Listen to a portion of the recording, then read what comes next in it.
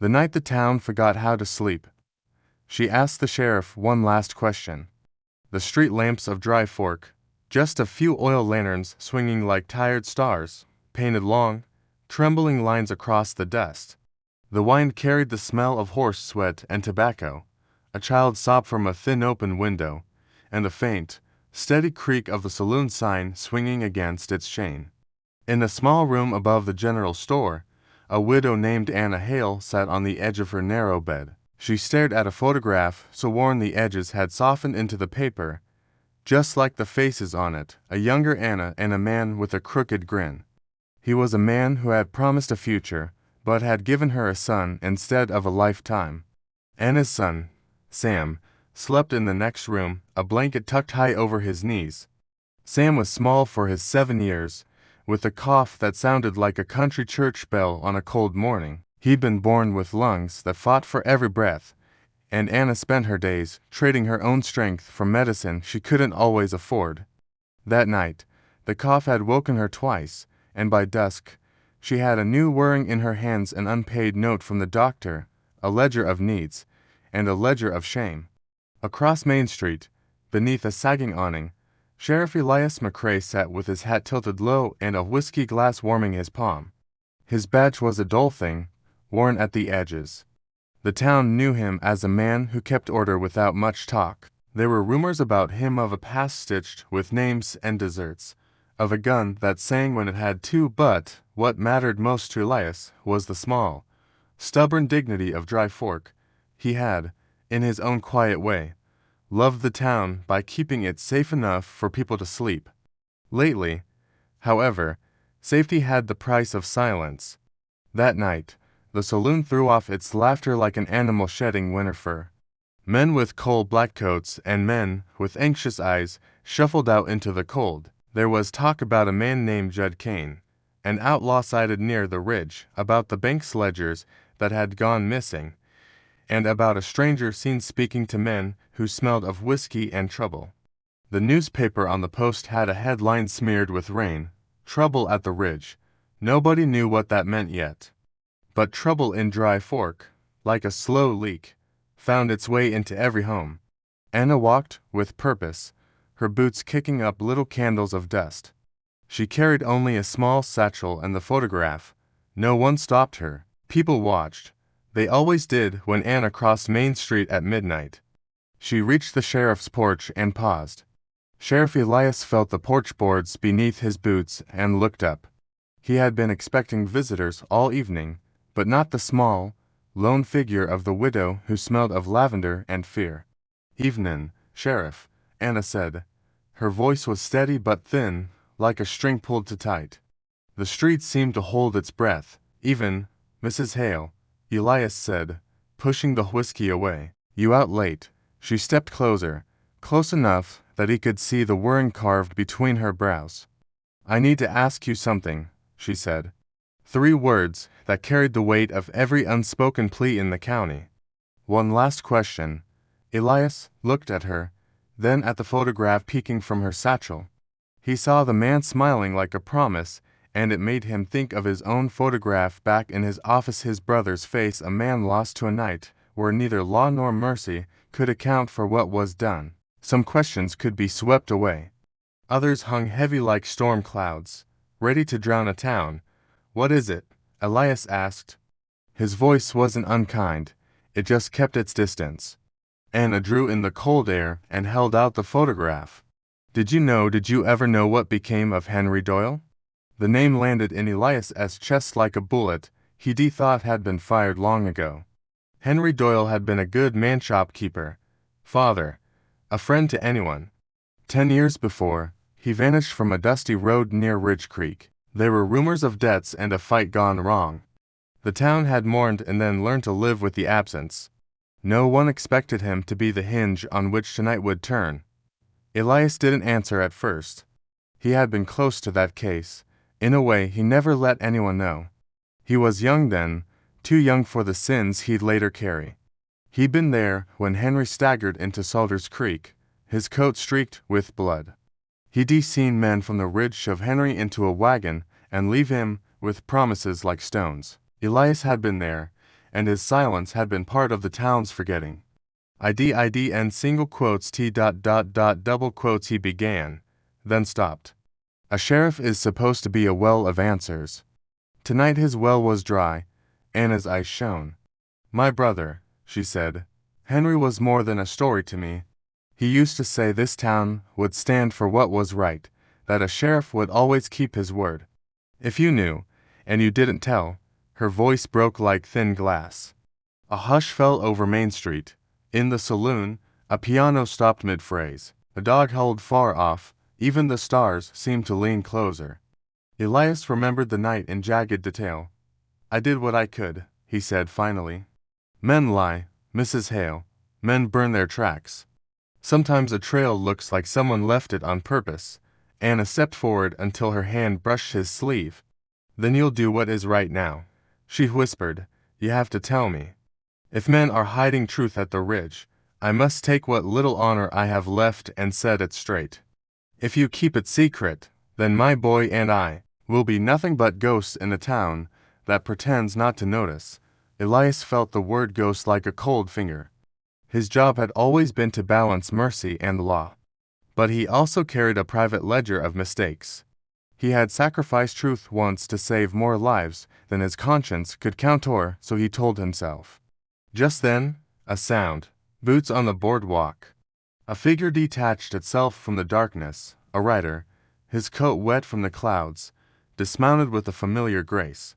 Trouble up at the ridge, the rider said. Saw a line of men headed into the canyon.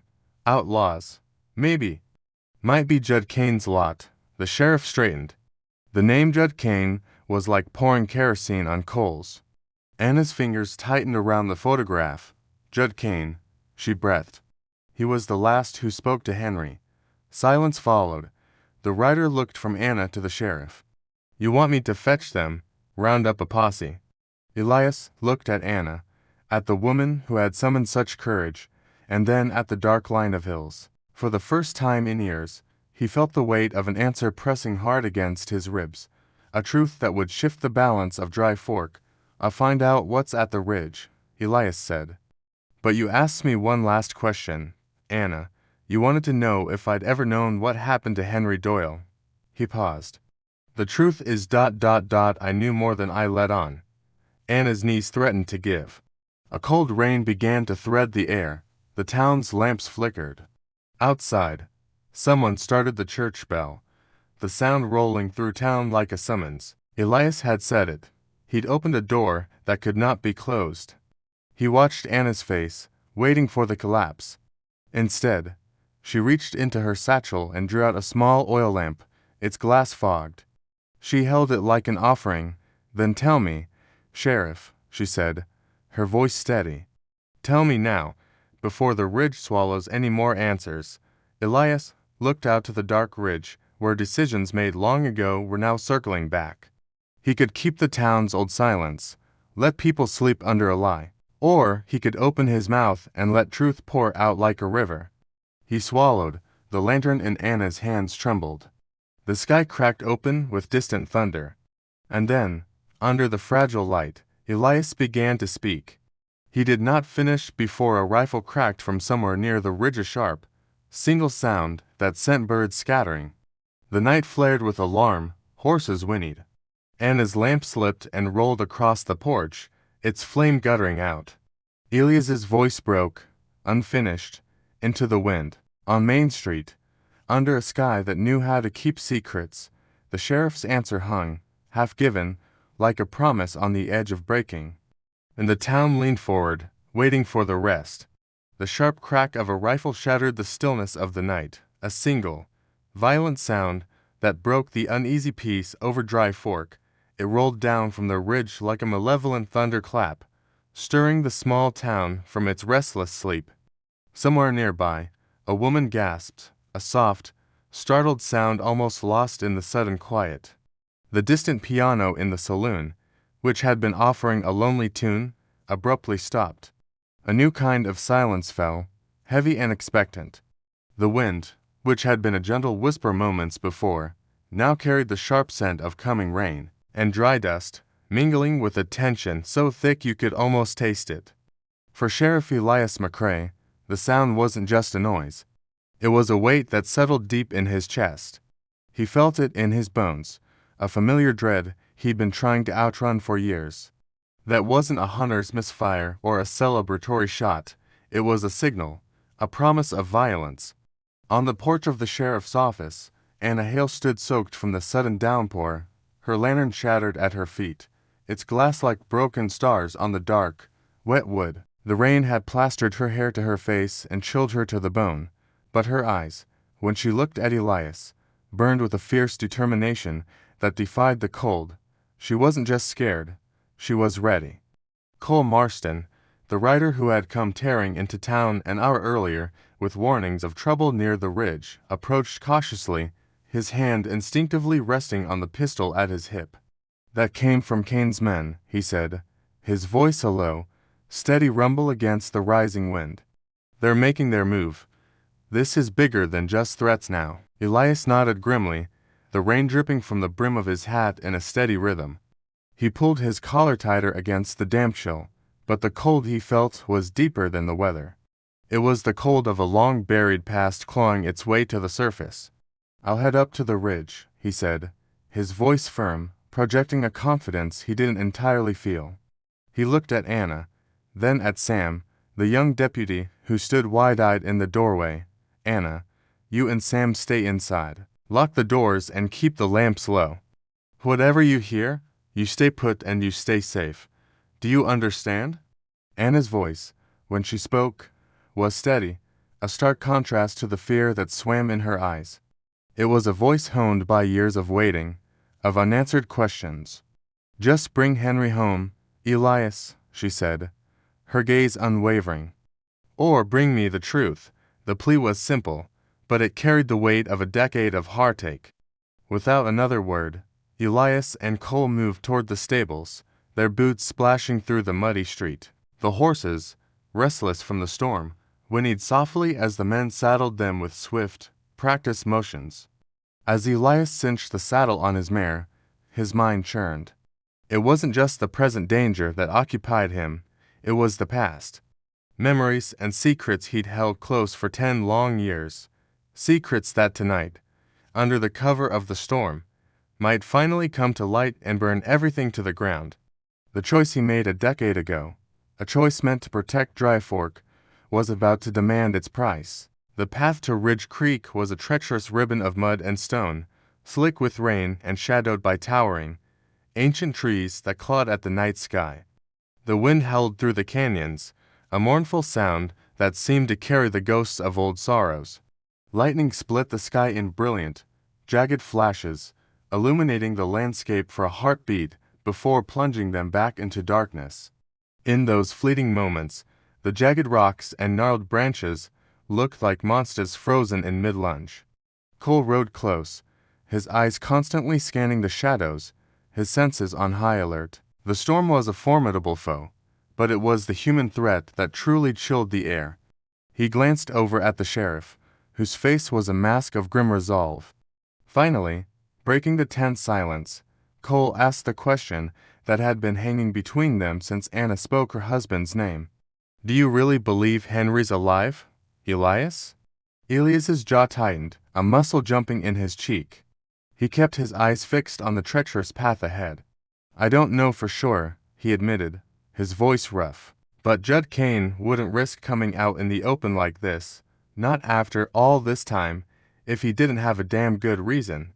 He's not a man who bluffs." They reached the mouth of the canyon that led up to the old mining caves. Here, the wind was less a howl and more a constant, pressing force. They dismounted, tying their horses to a scrubby pine where they'd be sheltered from the worst of the storm. Moving forward on foot was quieter, safer. The muddy ground was a mess of tracks, fresh hoof prints from shod horses, confirming their fears. Kane's men were here, and they were preparing for a confrontation. As they crept forward, Elias stopped, pulling Cole behind a large boulder. The time for secrets was over. Anna deserved the truth, and Cole, riding into this alongside him, deserved to know what he was walking into. "There's something you need to know," Elias began, his voice barely a whisper above the wind. About Henry Doyle. He didn't just disappear 10 years ago. He took a deep breath, the confession feeling like a physical weight being lifted. There was a feud brewing. Judd Kane's father, Old Man Kane, was stirring up trouble, trying to take over the mining claims. Henry stood against him. Tensions were high. Blood was about to be spilled. To keep the peace, to stop a war from breaking out right here in Dry Fork, I made a choice. He looked away, unable to meet Cole's eyes. I let Kane's father take Henry. A secret deal. Henry would disappear, and Kane would back off, I thought. I thought I was protecting Anna, protecting the whole town from a bloodbath. The words tasted like ash in his mouth. Cole's eyes widened in the gloom, his disbelief palpable. You kept this from everyone, from Anna. I thought I was doing the right thing. Elias's voice was heavy with a decade of regret. I thought a lie was better than a war, but the silence that followed. It's haunted me every day since. Cole shook his head, processing the revelation. But Judd Kane. He must know the truth. Even worse, Elias said, a new, chilling realization dawning on him. If Kane's father told him the truth before he died, then Judd knows Henry might still be alive. That's what this is about. It's not just about the old claims. It's about the one man who can testify to what his father did. Kane is here to finish what his father started, once and for all, as if on cue. A single lantern flickered to life ahead, its warm, yellow light a stark contrast to the cold blue flashes of lightning. It illuminated the dark, gaping entrance to a cave. A figure stepped out of the shadows, and Judd Kane's voice, cold and mocking, cut through the storm. Sheriff McCrae, Kane called out, his silhouette framed by the lantern light, a revolver held casually in his hand. Fancy seeing you here. Seems you always come back to the places you tried to bury your mistakes. Elias stepped out from behind the boulder, his own hand hovering over his holster. There was no more hiding. This ends tonight, Kane, he replied, his voice a low, firm promise that carried over the wind. Kane laughed, a harsh, grating sound that held no humor. No, Sheriff, he sneered. It's just beginning. 10 years of your precious, peaceful silence ends right here, right now. He gestured with his gun toward the cave behind him. Inside, in the faint light spilling from the entrance, another figure was visible, a man, worn and bound, but unmistakably alive. Henry Doyle. Elias's heart pounded against his ribs, a frantic drumbeat of shock, relief, and terror. He was alive. After all these years, he was alive. But just as that reality began to sink in, another gunshot rang out. This one was different, sharper, closer, and not from Kane's direction. It came from the path behind them, the direction of Dry Fork. Cole cursed and dropped behind a rock, pulling his own weapon. Elias turned sharply, a new and terrible dread tightening its icy grip around his chest. The shot wasn't from one of Kane's men, he knew, with a sickening certainty, who had fired it. Anna. She had followed them. The storm raged on, lightning tearing across the sky and thunder shaking the very ground beneath their feet. But the true storm, the one of secrets, vengeance, and impossible choices, had only just begun. The night was far from over, and before the dawn, more than just the truth would be revealed. The sharp report of a distant shot echoed through the canyon, its crack mixing with the low rumble of thunder. Elias's breath caught in his throat. The sound had come from behind, from the direction of the town. He knew, with a sudden, chilling certainty, that only one person could have followed him out here, into this brewing storm. Anna, he whispered, the name a soft prayer against the rising wind. Without a second of hesitation, Elias urged his horse, Cole, forward. The stallion, sure-footed and steady, navigated the treacherous, rain-slicked mud, its powerful muscles working beneath him. Elias's heart pounded a frantic rhythm against his ribs, a disorienting mix of worrying and a desperate, fragile hope. He had to get to her. He had to make sure she was safe. High above on the ridge, a lone figure watched the scene unfold. Judd Kane, a man carved from the harsh landscape itself, led a cold, Cruel smile crossed his face. The rain plastered his hair to his forehead, but he seemed not to notice, his eyes fixed on the lone rider below. "Run, Sheriff!" Kane's voice, though distant, carried on the wind, a taunt that cut deeper than any blade. "You're always running from your past or toward it. It makes no difference to me." But Elias didn't hear him, or if he did, he paid it no mind. His focus was singular, his determination a fire in his gut. He pushed on, driven by the knowledge that Anna had braved the storm and the darkness, chasing a truth that had been buried in the shadows for far too long. She was out here because of him, because of the secrets he'd kept. He finally spotted her by the old cedar tree where he'd told her to wait, where the horses were tied. There she was, standing against the gale, soaked to the bone. Her shawl was wrapped tightly around her shoulders, a flimsy defense against the biting cold. Beside her, resting against the tree trunk, lay a rifle, its wooden stock darkened by the relentless rain. "You shouldn't be here," Elias said, his voice rough with concern as he swung down from his saddle. He rushed to her side, his hands hovering, unsure if he should touch her. "It's too dangerous, Anna." She turned to face him, and any rebuke he had prepared died on his lips. Her eyes, usually so full of warmth and light, were steady and resolute, holding a fire that defied the storm. "I couldn't stay inside," she said, her voice clear and strong despite the weather. "Not when I knew the truth was out here, waiting. Not when you were out here alone." Elias's hardened expression softened. He saw the same stubborn courage in her that he remembered from her brother. "Henry, you risked everything coming out here." She gave a slight, almost imperceptible nod. "I needed to know. I had to see this through. And you," she added, her gaze unwavering, "you need to finish this. For Henry, for young Sam, for all of us who have lived under Kane's shadow." He reached out and took her hands in his. They were cold, but he could feel the warmth of her spirit radiating from within. The rain dripped from their faces, mingling with the heat between their palms. "Stay here," he said, his voice dropping to a near whisper. "Stay behind the cedar. If you hear anything at all, promise me you'll get on your horse and ride straight back to town." Anna's grip tightened on his. "I'll stay," she promised, "but I won't leave without the truth." Elias nodded, understanding her resolve. He gave her hands one last squeeze before turning toward the dark, gaping mouth of the cave.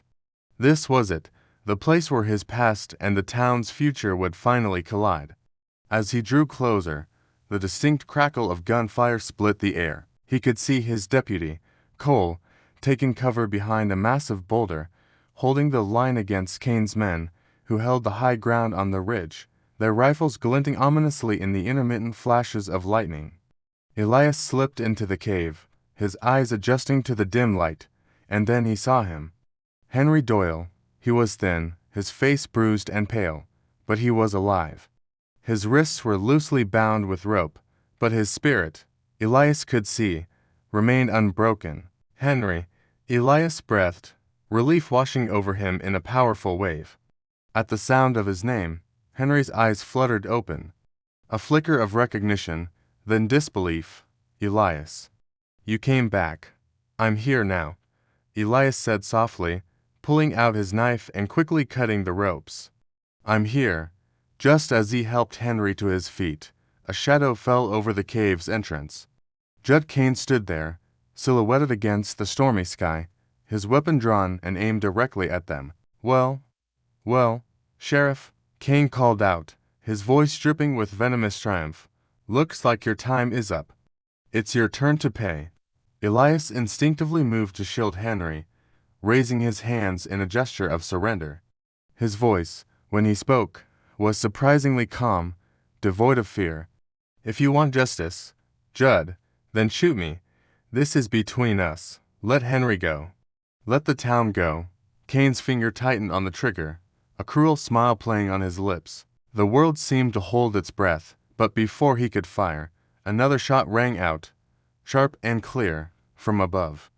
Kane flinched, his eyes darting upward. There, on a ledge overlooking the cave entrance, stood Anna, Her rifle was in her hands, held with a steadiness that was nothing short of remarkable. The rain had plastered her hair to her face, but her aim was true. "Put down your weapon, Judd," she commanded, her voice ringing with an authority that echoed through the canyon. "It's over." For a moment, Kane hesitated, his mind unable to process this new development. The certainty he'd held just moments before crumbled. His gun, suddenly heavy, slipped from his grasp and clattered onto the wet rock. In that instant, Deputy Cole moved in, swift and efficient, securing Kane and ending the threat once and for all. Elias helped a weak but resolute Henry to his feet.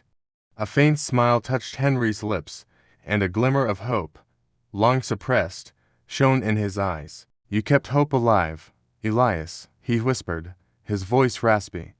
"I knew you would." As Anna scrambled down from the ledge to kneel beside her brother, tears of relief finally mingling with the rain on her cheeks, Elias stood back quietly. He watched the reunion, feeling the weight of years, the burden of a long-held secret, finally begin to lift from his shoulders. By the time the sun began to break through the clouds, a fragile peace had returned to Dry Fork. Judd Kane was in custody, his reign of fear finally over. Henry was safe, resting and recovering. The townspeople gathered in the quiet morning light, listening as the true story, a tale of injustice, truth, and ultimate forgiveness, was finally told. As the first golden rays of sunrise crested the hills, Anna found Elias standing alone, looking out over the now peaceful valley. "You answered my question," she said softly, coming to stand beside him. The question she'd asked so long ago, about what kind of man he was. "Not soon enough," Elias replied, his voice filled with a quiet regret. Anna offered him a warm, understanding smile. "Sometimes the right answer comes late," she said, "but it still comes. That's what matters." Elias took a deep, cleansing breath of the fresh morning air. "Now," he said, turning his gaze toward the town, "I should go see Sam. He's been asking if the sheriff kept his promise to bring his father home." Anna's eyes twinkled, a hint of her usual light returning.